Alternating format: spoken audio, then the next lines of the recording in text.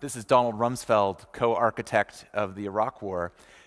He'll be remembered for many, many things, but he did actually offer one piece of sort of intellectual contribution that's really worth discussing here, and he offered it at a press conference, answer to a question on February 12, 2002, in the days following 9/11 and the run-up to the Iraq invasion, when the Bush administration was searching for a reason or a pretext to invade, and he was asked about weapons of mass destruction, why we had not found any yet. And this is his response. I'll go ahead and read it here.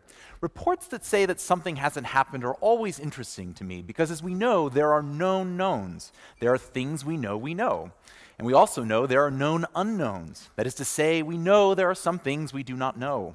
But there are also unknown unknowns, the ones we don't know. And if one looks throughout the history of our country and other free countries, it is the latter category that tend to be the difficult ones. In my business and writing, we call this foreshadowing. Because of course this foreshadowed the various disasters of the Iraq War. Stuff happens, to quote another Rumsfeldism, but also the financial crisis of 2008 and the risk models that went awry. The notion of unknown unknowns became repackaged as something else. Nassim Taleb, the mathematician who wrote Fooled by Randomness, and of course the black swan. A black swan is sort of the ultimate unknown unknown, an unknown unknown that not only upsets your actual projections, but also overturns everything you think you knew. And it's interesting to me that Taleb, after really writing about the risks posed by black swans, these events that can destroy everything we thought we hold dear, really turned to the notion of, how do we prevent black swans? What is the antidote to them?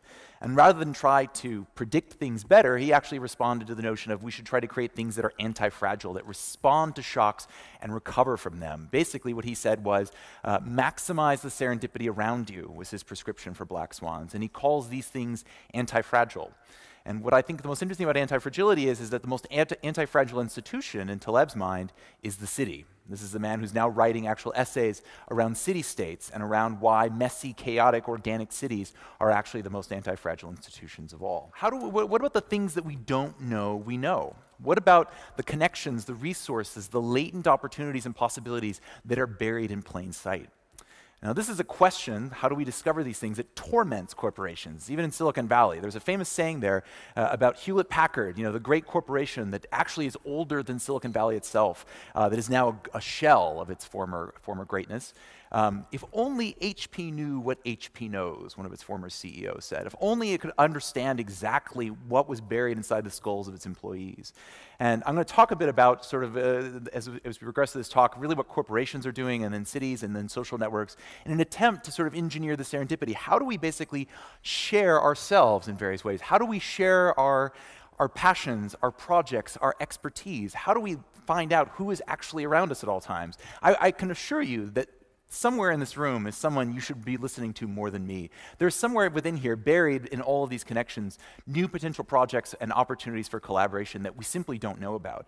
And I've already had several people in my time here in Prague, I've been here for about 36 hours, tell me that Prague is a small town, that it's not a global city. Well, I still think that buried in that, no matter how small it is, there are all sorts of latent potential connections, all sorts of ways of rewiring how the city works and how we know each other.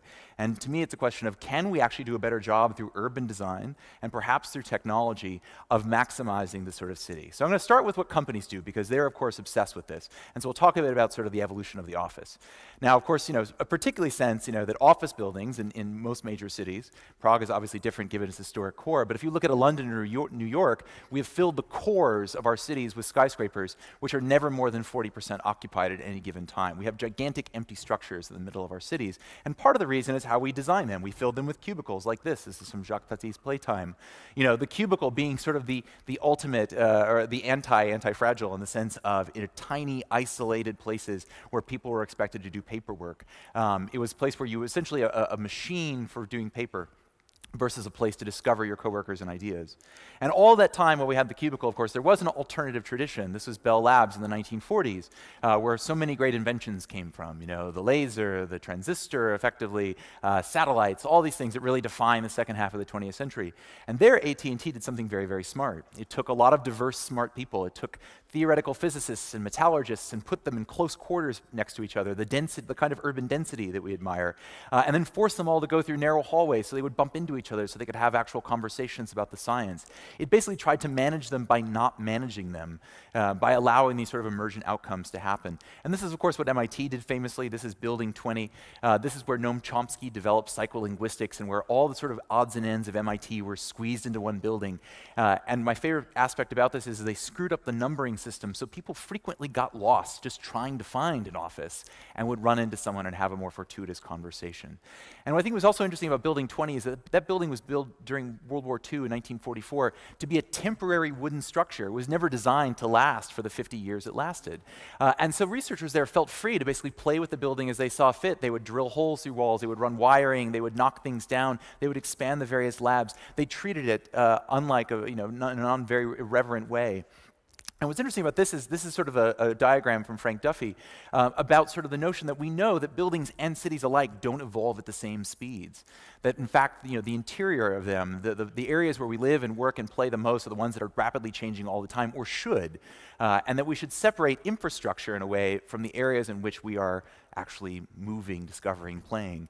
And so in the context of office space, basically Frank Duffy described an office that evolved as quickly as the people within it, which of course we know is not the case. Most offices, you get one for 10 years and then you're forced to work against it.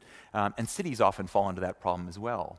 But one of the earliest efforts to engineer serendipity, to try to capture the energies of Bell Labs and MIT then, was actually the building that replaced Building 20. This is the Stata Center at MIT, designed by Frank Gehry, which tried to incorporate all of these sort of informal freewheeling things, putting whiteboards on mobile spaces and all these sorts of things. And it sort of worked. Stuart Brand, who wrote the book How Buildings Learn, building off Duffy's ideas, famously called Stata Center an abortion. He thought it was a horrendous attempt to really capture what it was all about. And the reason I show it is because Frank Gehry is now very much in demand by Facebook and is now designing Silicon Valley offices, which are really the companies that have fully embraced the notion of engineering serendipity. This phrase, which sounds oxymoronic, is something I actually borrowed from a number of Silicon Valley panels. This notion of how can we accentuate the unforeseen? How can we create our own black swans and our own anti-fragility? And so in Facebook's answer, they're trying to create an office that is becoming increasingly more like a city or has the energies of a city.